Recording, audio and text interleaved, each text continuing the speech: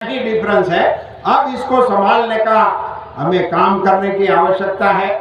मैं धन्यवाद दूंगा हमारे खासदार साहब श्रीमान सुधाकर जी को कि उन्होंने सतत इस इश्यू को छोड़ा ही नहीं।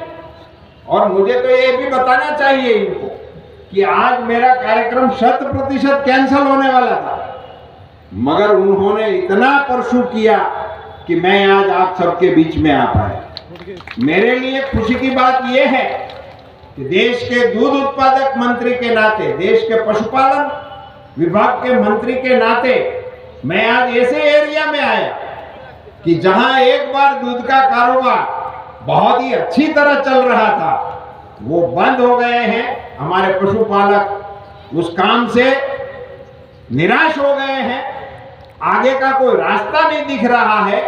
ऐसे समय पर ये सांसद महोदय ने भारत सरकार का ध्यान आकर्षित करते हुए मुझे आप सबके बीच में आने का सौभाग्य दिया। इसके लिए मैं खासदार साहब का तहे दिल से शुक्रगुजार हूं, उसका धन्यवाद करता हूं। और आप सबके बीच में इनको इतना आश्वासन देता हूं कि आप इस योजना को कैसे शुरू करें, क्योंकि ये देखा और कागज पे भी जितनी डिटेल मेरे पास आई है वो अभी इसमें से कुछ काम में आने वाला नहीं है।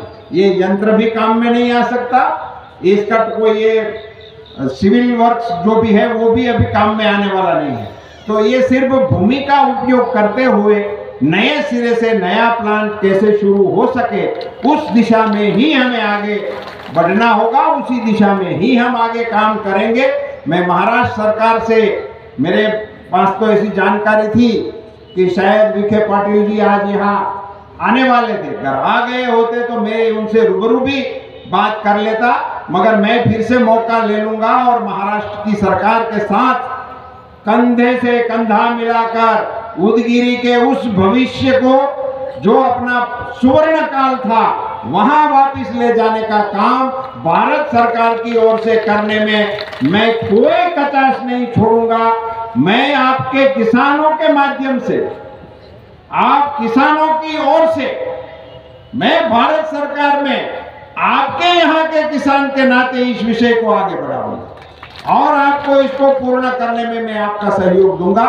साथियों, आप सब, अभी ये चुनाव की सभा नहीं है और ना